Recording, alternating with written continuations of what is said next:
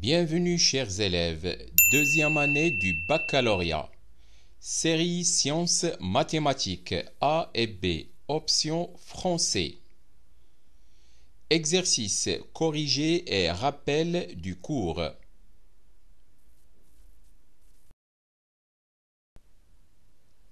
Devoir corriger modèle 2. Exercice 1. Soit f la fonction numérique définie sur i égale l'intervalle fermé 1/4 a par f de x égale racine carrée de x carré plus a moins x. Et soit un la suite numérique définie par u0 égale 1 et un plus 1 égale f de un pour tout n de l'ensemble n. Première question. Vérifiez que pour tout x appartenant à l'intervalle i, f' de x égale moins 1 sur x plus racine carrée de x carré plus 1, le tout facteur de racine carrée de x carré plus 1. Puis en déduire que pour tout x appartenant à l'intervalle i, valeur absolue de f' de x est inférieure ou égale à 4 sur 5. Deuxième question. Montrez que pour tout n appartenant à l'ensemble n, un appartient à l'intervalle i. Troisième question. Montrez que pour tout n appartenant à l'ensemble n, valeur absolue de un plus 1 moins 1 sur racine carrée de 3 est inférieure ou égale à 4 sur 5 qui multiplie valeur absolue de un moins 1 sur racine carrée de 3. Quatrième question.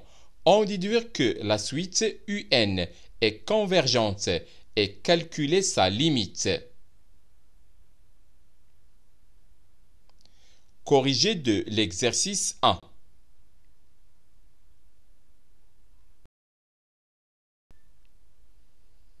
Soit f la fonction numérique définie sur l'intervalle i égale intervalle fermé 1/4 a par f de x égale racine carrée de x carré plus 1 moins x.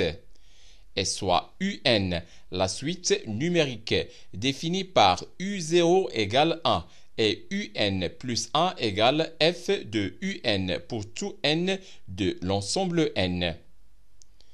Premièrement, vérifions que pour tout x appartenant à l'intervalle i, f' de x égale moins 1 sur x plus racine carrée de x carré plus 1, le tout facteur de racine carrée de x carré plus 1. La fonction qui a x fait correspondre x carré plus 1 est dérivable et strictement positive sur l'intervalle i. Donc, la fonction qui a x fait correspondre racine carrée de x carré plus 1 est dérivable sur l'intervalle i. Et puisque la fonction qui a x fait correspondre moins x est aussi dérivable sur l'intervalle i, alors la fonction f est dérivable sur l'intervalle i et on a pour tout x de l'intervalle i, f' de x égale 2x sur 2 racine carrée de x carré plus 1 moins 1 égale x sur racine carrée de x carré plus 1 moins 1 égale x moins racine carrée de x carré plus 1, le tout sur racine carrée de x carré plus 1. On va multiplier et diviser par le conjugué de x moins racine carrée de x carré plus 1. Et en simplifiant, on obtient moins 1 sur x plus racine carrée de x carré plus 1, le tout facteur de racine carrée de x carré plus 1. D'où pour tout x appartenant à l'intervalle i, f' de x égale moins 1 sur x plus racine carrée de x carré plus 1, le tout facteur de racine carrée de x carré plus 1.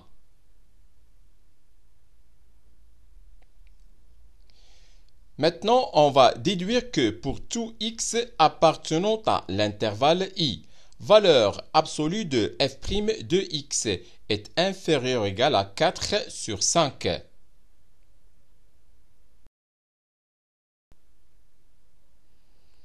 Pour tout x de l'intervalle i, on a valeur absolue de f' de x égale valeur absolue de moins 1 sur x plus racine carrée de x carré plus 1, le tout facteur de racine carrée de x carré plus 1, égale 1 sur x plus racine carrée de x carré plus 1, le tout facteur de racine carrée de x carré plus 1.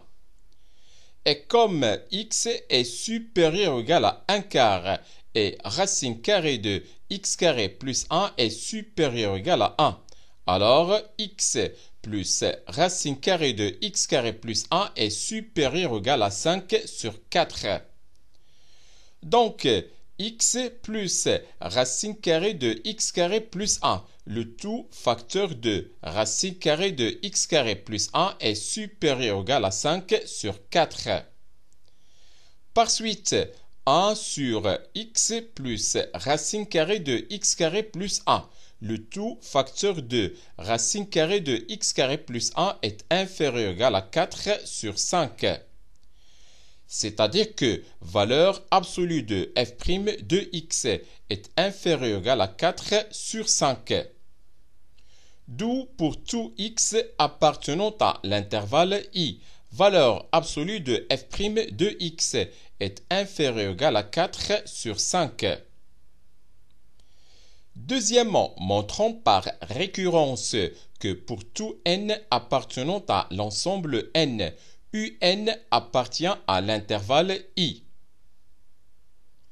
Pour n égale 0, on a u0 égale 1.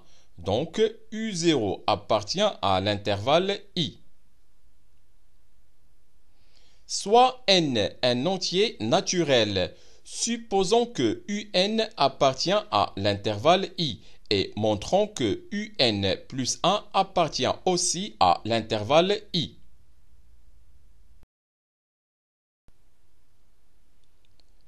On a un quart inférieur ou égal à un et qui est inférieur ou égal à 1. Et puisque f' de x égale moins 1 sur x plus racine carrée de x carré plus 1, le tout facteur de racine carrée de x carré plus 1 et qui est inférieur strictement à 0 pour tout x de l'intervalle i, alors la fonction f est strictement décroissante sur l'intervalle i. Par suite, f de 1 est inférieur ou égal à f de un et qui est inférieur ou égal à f de 1 quart. C'est-à-dire que f de 1 inférieur ou égal à un plus 1 et qui est inférieur ou égal à f de 1 quart. On a f de 1 égale racine carrée de 2 moins 1 et qui est à peu près égal à 0,41 et qui est supérieur ou égal à 1 quart. Et f de 1 quart égale racine carrée de 17 moins 1, le tout sur 4, qui est à peu près égal à 0,78 et qui est inférieur ou égal à 1. Donc, 1 quart inférieur ou égal à un plus 1 et qui est inférieur ou égal à 1. D'où, d'après le principe de la récurrence, on a pour tout n appartenant à l'ensemble n, un appartient à l'intervalle i. Troisièmement, montrons que pour tout n appartenant à l'ensemble n, valeur absolue de un plus 1 moins 1 sur racine carrée de 3 est inférieur ou égal à 4 sur 5 qui multiplie valeur absolue de un moins 1 sur racine carrée de 3. On a f de 1 sur racine carrée de 3 égale racine carrée de 1 tiers plus 1. moins 1 sur racine carrée de 3 égale 2 sur racine carrée de 3 moins 1 sur racine carrée de 3 égale 1 sur racine carrée de 3.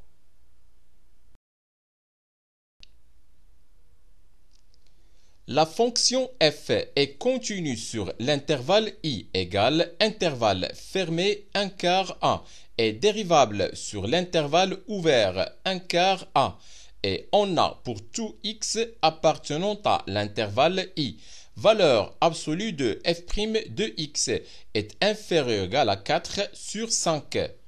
Donc, d'après l'inégalité des accroissements finis, on a pour tout x et y de l'intervalle i, valeur absolue de f de x moins f de y est inférieure ou égale à 4 sur 5 qui multiplie valeur absolue de x moins y.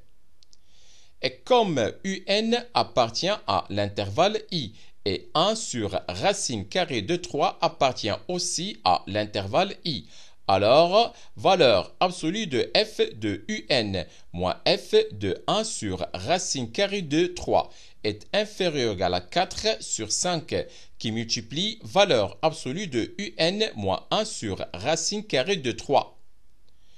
C'est-à-dire que valeur absolue de un plus 1 moins 1 sur racine carrée de 3 est inférieur ou égal à 4 sur 5 qui multiplie valeur absolue de un moins 1 sur racine carrée de 3. D'où pour tout n appartenant à l'ensemble n, valeur absolue de un plus 1 moins 1 sur racine carrée de 3 est inférieur ou égal à 4 sur 5 qui multiplie valeur absolue de un moins 1 sur racine carrée de 3. Quatrièmement, on va déduire que la suite un est convergente et on calcule la limite de un. Montrons par récurrence que pour tout n de l'ensemble n, valeur absolue de un moins 1 sur racine carrée de 3 est inférieure ou égale à 4 sur 5, le tout puissance n.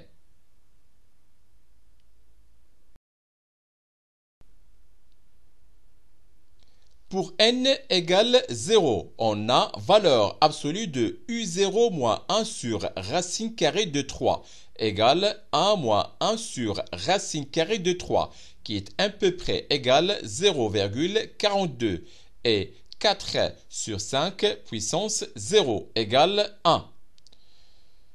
Donc, valeur absolue de u0 moins 1 sur racine carrée de 3 est inférieure ou égale à 4 sur 5 puissance 0 est une proposition vraie. Soit n un entier naturel. Supposons que valeur absolue de un moins 1 sur racine carrée de 3 est inférieure ou égale à 4 sur 5 puissance n. Et montrons que valeur absolue de un plus 1 moins 1 sur racine carrée de 3 est inférieure ou égale à 4 sur 5 puissance n plus 1. On a valeur absolue de un moins 1 sur racine carrée de 3 est inférieure ou égale à 4 sur 5 puissance n. Et d'après la question précédente, on a aussi valeur absolue de un plus 1 moins 1 sur racine carrée de 3 est inférieure ou égale à 4 sur 5 qui multiplie valeur absolue de un moins 1 sur racine carrée de 3. Donc, valeur absolue de un plus 1 moins 1 sur racine carrée de 3 est inférieure ou égale à 4 sur 5 qui multiplie valeur absolue de un moins 1 sur racine carrée de 3 et 4 sur 5 qui multiplie valeur absolue de un moins 1 sur racine carrée de 3 est inférieure ou égale à 4 sur 5 puissance n plus 1. Par transitivité, on obtient valeur absolue de un plus 1 moins 1 sur racine carrée de 3 est inférieure ou égale à 4 sur 5 puissance n plus 1. D'où, d'après le principe de la récurrence, on a valeur absolue de un moins 1 sur racine carrée de 3 est inférieur ou égal à 4 sur 5 puissance n pour tout n de l'ensemble n.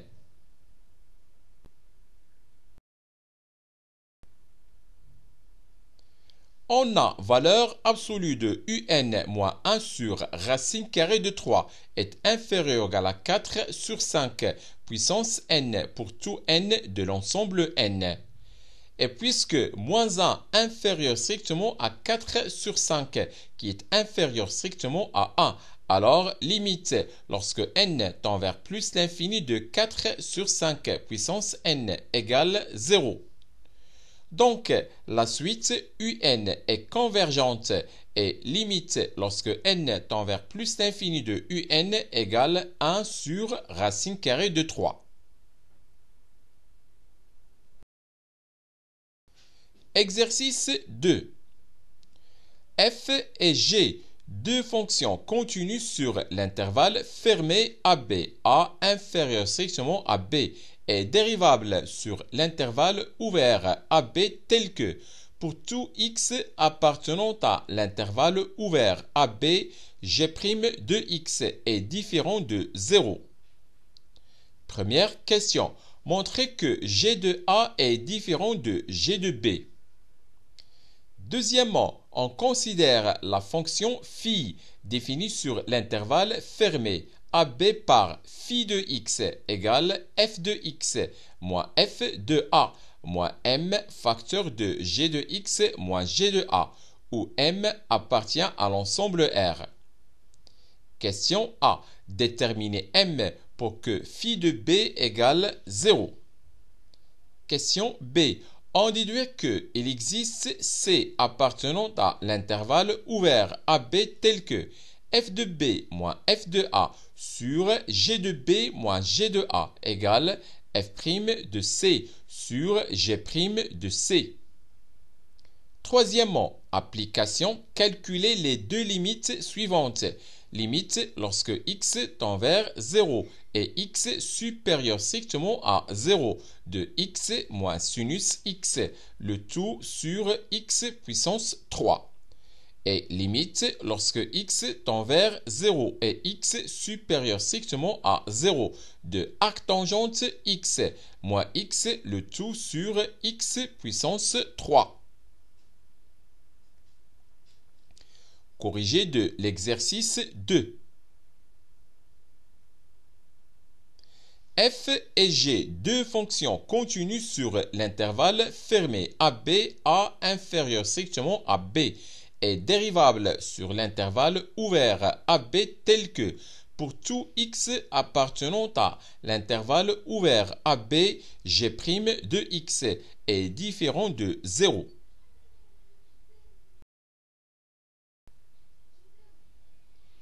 Premièrement, montrons que g de A est différent de g de B. Supposons que g de A égale g de B.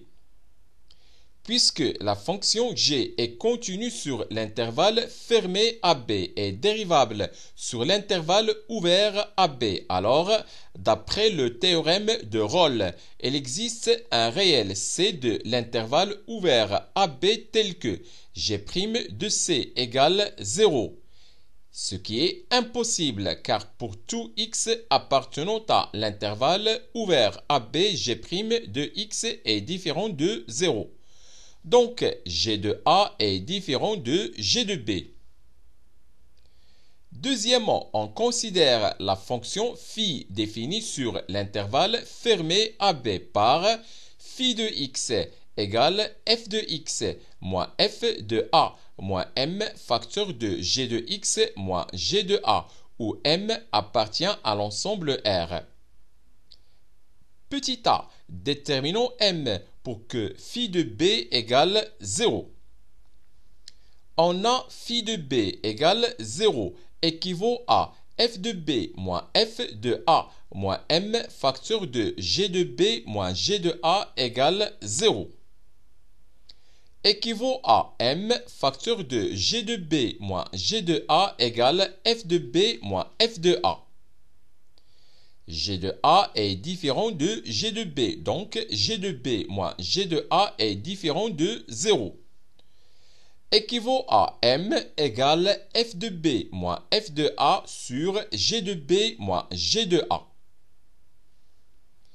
Petit b, on va déduire qu'il existe un C qui appartient à l'intervalle ouvert AB tel que F de B moins F de A sur G de B moins G de A égale F' de C sur G' de C.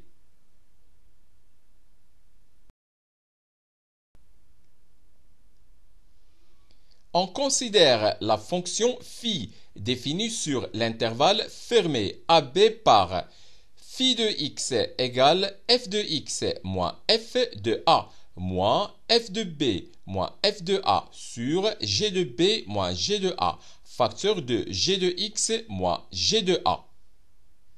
La fonction phi est continue sur l'intervalle fermé AB et dérivable sur l'intervalle ouvert AB. De plus, phi de b égale 0 et phi de a égale f de a moins f de a moins f de b moins f de a sur g de b moins g de a facteur de g de a moins g de a égale 0. Donc, phi de a égale phi de b. Par suite, d'après le théorème de Rolle, il existe un réel C de l'intervalle ouvert AB tel que phi' de C égale 0.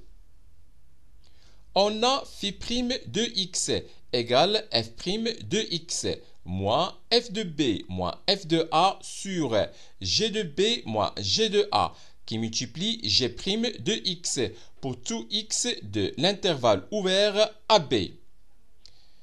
Donc, phi' de C égale 0 équivaut à f' de C moins f de B moins f de A sur G de B moins G de A qui multiplie G' de C égale 0.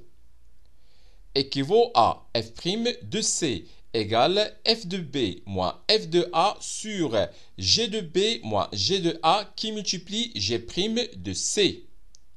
Or, G' de C est différent de 0, donc équivaut à f de B moins f de A sur G de B moins G de A égale f' de C sur G' de C.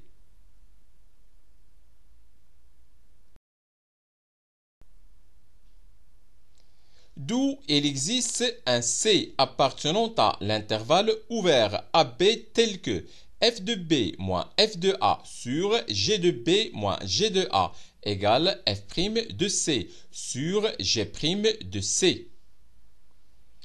Troisièmement, application. Calculons la limite. Limite lorsque x tend vers 0 et x supérieur strictement à 0 de x moins sinus x sur x puissance 3. On ne peut pas calculer cette limite directement car on a une forme indéterminée 0 sur 0. Soit x un réel strictement positif, x supérieur strictement à 0. On considère les deux fonctions f et g définies sur l'intervalle fermé 0x par f de t égale t moins sinus t et g de t égale t au cube. F et g sont continus sur l'intervalle fermé 0x et dérivables sur l'intervalle ouvert 0x et g' de t égale 3t carré qui est différent de 0 pour tout t de l'intervalle ouvert 0x. Donc, d'après le résultat de la question précédente, il existe C appartenant à l'intervalle ouvert 0x tel que f de x moins f de 0 sur g de x moins g de 0 égale f' de c sur g' de c.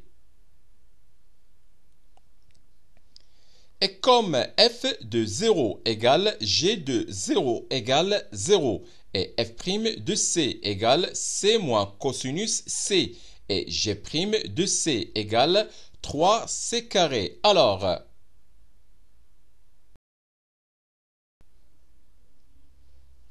il existe C appartenant à l'intervalle ouvert 0x tel que x moins sinus x sur x au cube égale 1 moins cosinus c sur 3c carré égale 1 tiers qui multiplie 1 moins cosinus c sur c carré.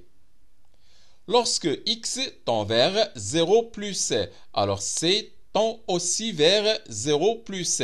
Par suite, la limite lorsque x tend vers 0 et x supérieur strictement à 0 de x moins sinus x sur x au cube égale limite lorsque c tend vers 0 et c supérieur strictement à 0 de 1 tiers qui multiplie 1 moins cosinus c sur c carré égale 1 tiers qui multiplie 1 demi égale 1 sur 6. Calculons maintenant la limite lorsque x tend vers 0 et x supérieur strictement à 0 de arctangente x moins x, le tout sur x au cube. On ne peut pas calculer cette limite directement car on a une forme indéterminée 0 sur 0. Soit x un réel strictement positif, x supérieur strictement à 0. On considère les deux fonctions f et g définies sur l'intervalle fermé 0x par f de t égale arctangente t moins t et g de t égale t au cube. F et G sont continus sur l'intervalle fermé 0x et dérivables sur l'intervalle ouvert 0x et G' de t égale 3t carré qui est différent de 0 pour tout t de l'intervalle ouvert 0x. Donc, d'après le résultat de la question précédente, il existe C appartenant à l'intervalle ouvert 0x tel que f de x moins f de 0 sur g de x moins g de 0 égale f' de c sur g' de c.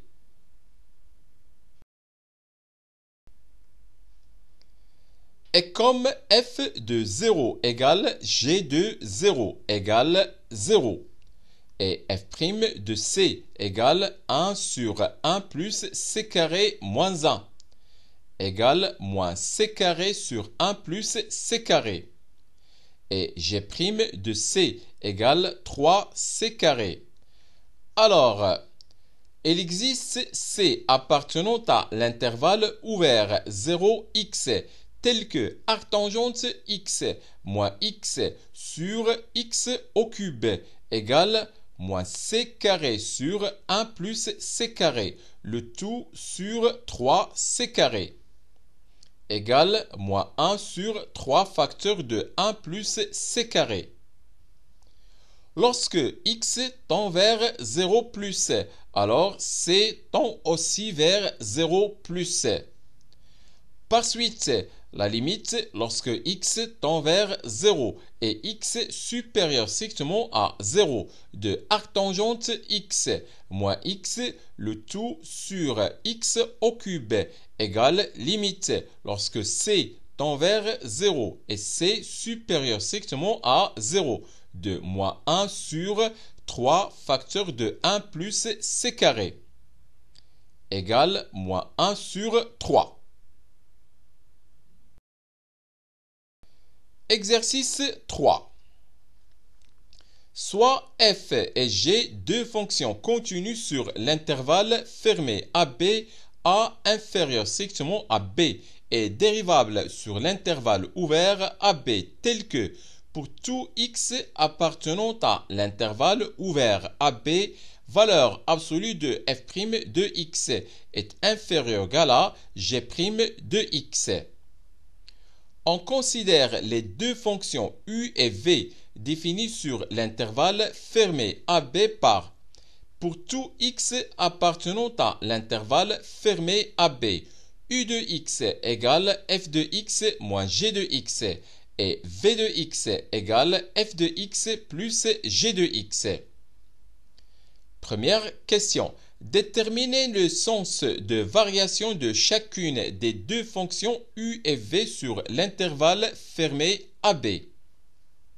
Deuxième question. En déduire que valeur absolue de f de b moins f de a est inférieure ou égale à g de b moins g de a. Troisièmement, application. Montrer que arctangente de 1/2 moins arctangente de 1 sur 8 est inférieure ou égale à 3 sur 8. Corrigé de l'exercice 3. Soit f et g, deux fonctions continues sur un intervalle fermé AB, A inférieur strictement à B, est dérivable sur l'intervalle ouvert AB tel que pour tout x appartenant à l'intervalle ouvert AB, valeur absolue de f' de x est inférieure ou égale à g' de x. On considère les deux fonctions u et v définies sur l'intervalle fermé AB par pour tout x appartenant à l'intervalle fermé AB, u de x égale f de x moins g de x et v de x égale f de x plus g de x.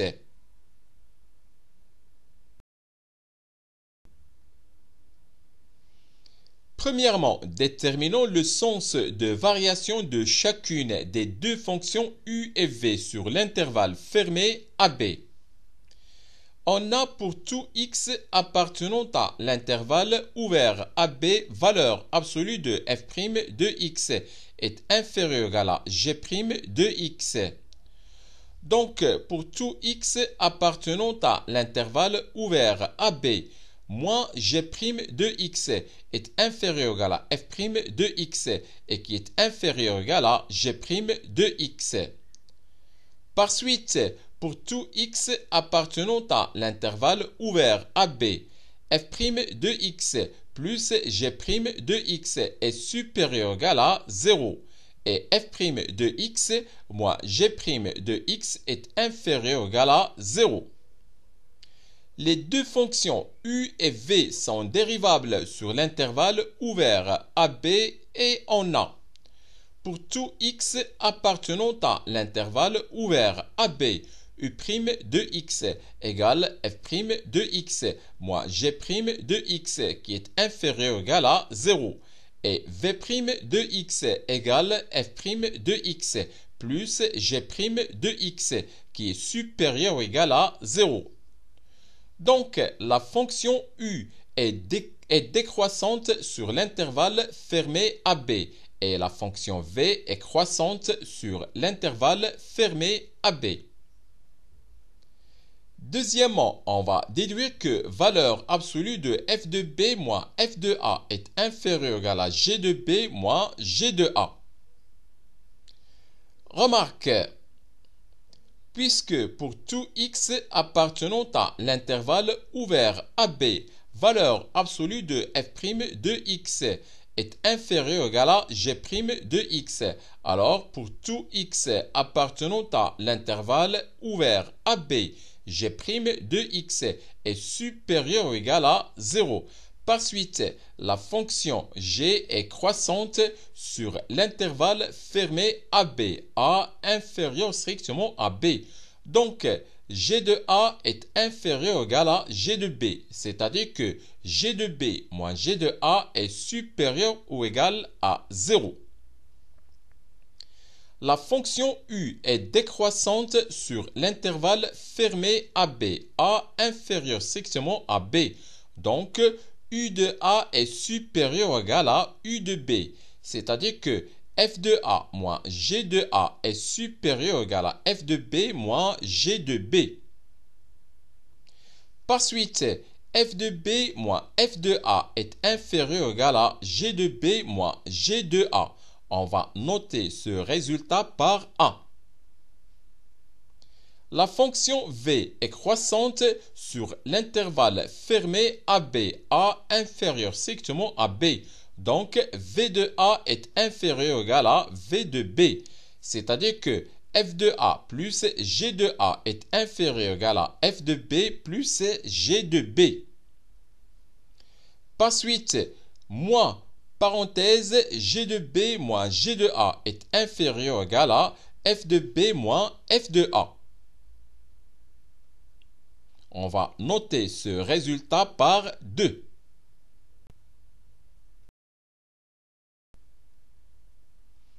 De 1 et 2, on déduit que valeur absolue de f de b moins f de a est inférieure ou égale à g de b moins g de a.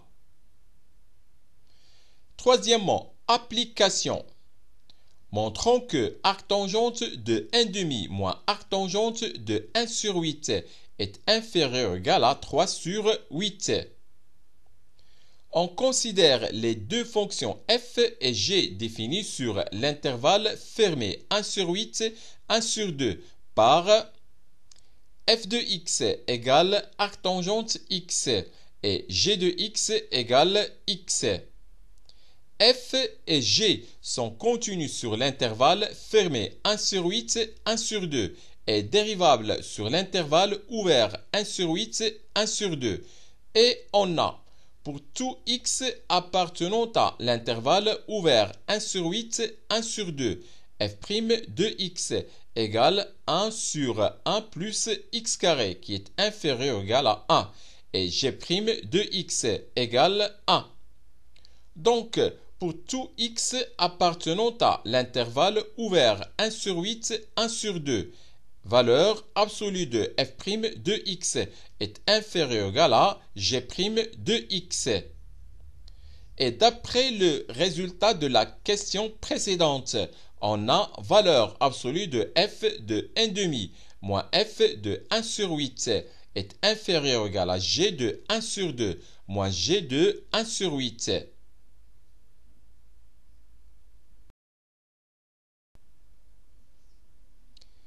C'est-à-dire que valeur absolue de arctangente de 1,5 moins arctangente de 1 sur 8 est inférieure ou égale à 1 sur 2 moins 1 sur 8 qui est égal à 3 sur 8. Et puisque 1,5 est supérieur ou égal à 1 sur 8, alors arctangente de 1,5 est supérieur ou égal à arctangente de 1 sur 8. Donc, arctangente de 1,5 moins arctangente de 1 sur 8 est supérieur ou égal à 0. Par suite, valeur absolue de arctangente de 1,5 moins arctangente de 1 sur 8 égale arctangente de 1,5 moins arctangente de 1 sur 8. D'où arctangente de 1,5 moins arctangente de 1 sur 8 est inférieur ou égal à 3 sur 8. C'est la fin de cette vidéo. Au revoir.